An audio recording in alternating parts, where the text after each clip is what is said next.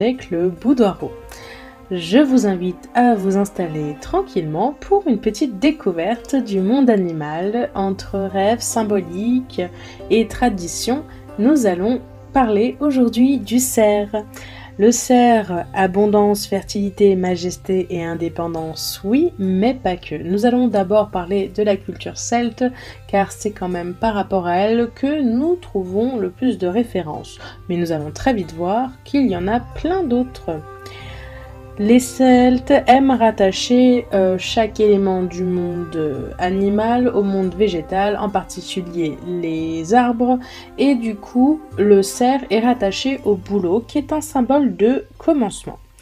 Le cerf est l'une des créatures les plus anciennes qu'on retrouve au contact de l'homme, que ce soit par rapport à la chasse, par rapport aux outils qui ont pu être faits avec les défenses, aux peintures rupestres. On sait que ça fait très longtemps que le cerf est présent. Il représente la majesté, la grâce et l'intégrité, et c'est un animal qui est digne et plein d'assurance. Lorsque vous êtes en position de défense, faire appel au cerf peut vous apporter une certaine protection, effectivement. C'est un animal avec une belle indépendance spirituelle et physique. Mais attention, il a beaucoup trop de fierté. Beaucoup trop. Et ça peut devenir un obstacle.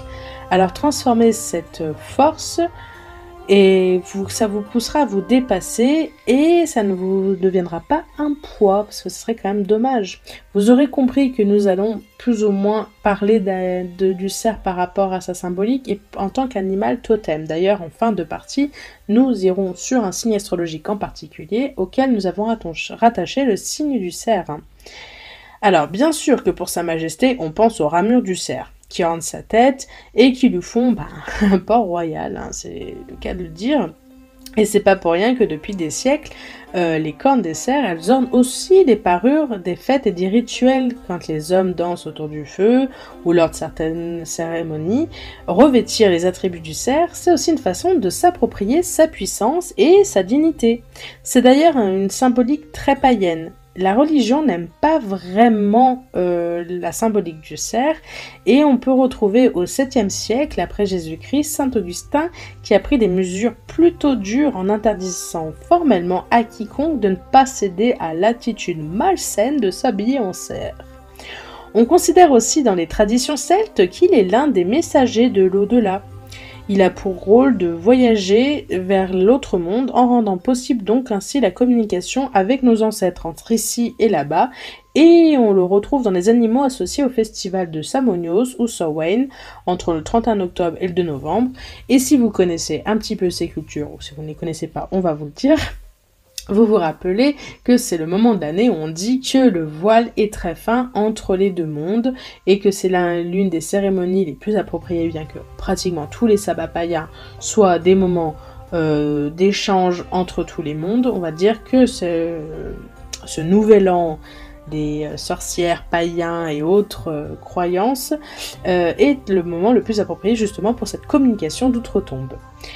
Pour en revenir à ces bois, leur pousse justement correspond à l'ensemencement et à la récolte des blés. C'est le cycle des saisons ou encore donc la vie après la mort. Voilà, il y a toujours cette histoire de pousse, ça tombe, ça repousse, ça avance et ça continue.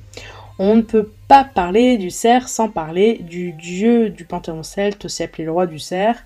Excusez-moi, je n'ai jamais compris si on devait dire Cernunnos, Cernunnos, sachant qu'on n'a jamais entendu personne qui le vénérait le prononcer.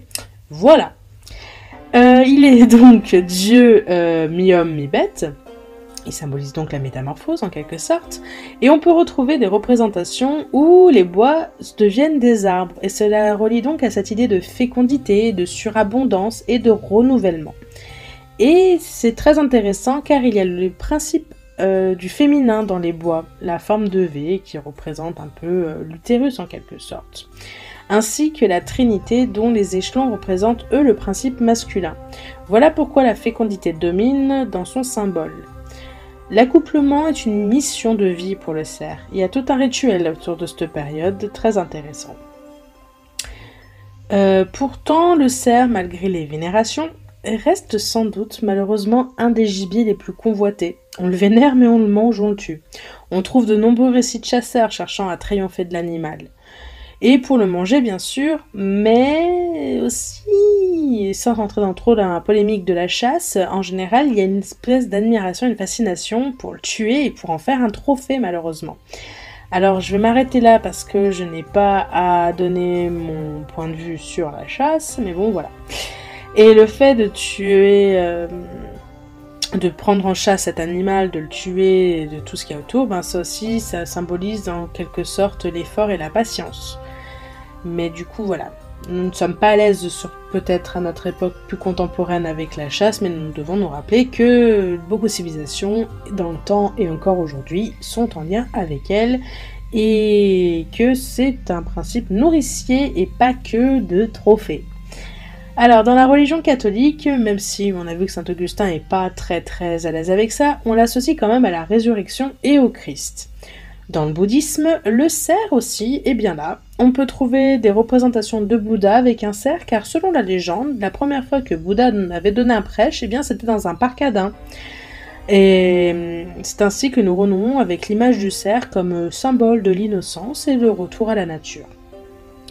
Pour la Chine et l'Égypte, c'est un symbole de longévité. Et si je ne dis pas de bêtises, il me semble qu'il y a beaucoup dans les vieilles traditions chinoises de médecine, de recettes, de potions, de mélanges faits à base de cornes de cerf. Je dis peut-être des bêtises, mais là tout de suite j'ai un flash. Dans l'Antiquité, il est rattaché à Diane, à la déesse chasseresse. Ça va, j'ai réussi à le dire, je sais pas dire un chasseur, mais chasseresse, en se forçant, ça sort. Il est aussi un des symboles des guérisseurs, on le rattache aussi au druide, tout ça. On peut aller un peu sur le Cambodge, là, dans certaines légendes, on parle du cerf d'or, et ça a un caractère assez négatif. Il est la cause de la sécheresse, j'ai dû dire chasseresse, mais pas sécheresse, sécheresse. Pour retrouver l'appui, il faut tuer le cerf et c'est dans ce but qu'on pratique la danse du trot. Pour vous connecter à lui, si vous voulez donc vous connecter au cerf en tant qu'animal totem, et ben rien de mieux qu'une petite balade en forêt. Et puis peut-être que vous le verrez en vrai ou vous ressentirez son énergie. Parlant de mes rêves, mes réalités, ben justement on va partir dans le monde onirique. Alors si une femme non mariée rêve d'un cerf, et ben ça peut être une annonce de mariage. Après, plus généralement, quand on voit un cerf comme ça, c'est là pour monsieur, madame, tout le monde, pas forcément une jeune femme non mariée, c'est une annonce d'entrée d'argent. Alors, rêver de tuer un cerf, c'est une annonce d'héritage, mais attention, la convoitise vous guette. Rêver d'un troupeau de cerfs peut annoncer que la famille est sur le point de s'agrandir. Trouver un cerf mort, c'est la discorde et la querelle qui se profilent. Et en général, la grandeur des bois du cerf dose l'ampleur de ce qui va vous arriver. On a dit qu'on parlerait de signes astrologiques et de cerf. Eh bien, c'est le Gémeaux qui est rattaché au signe du cerf, enfin, dans l'autre sens, c'est le signe du Gémeaux qui est rattaché au cerf. Avec un tel animal totem de naissance, eh bien, vous pouvez briller dans pas mal de domaines, comme l'art, la médecine, la divination ou encore les langues.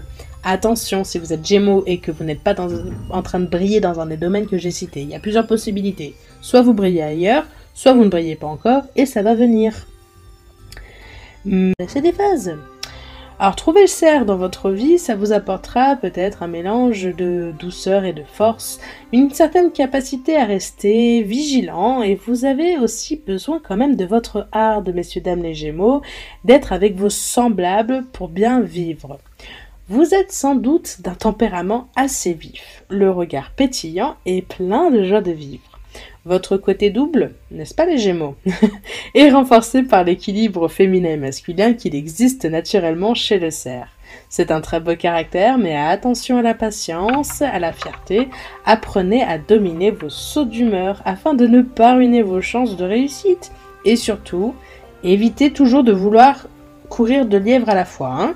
Un tien vaut mieux toujours que 2 tu l'auras.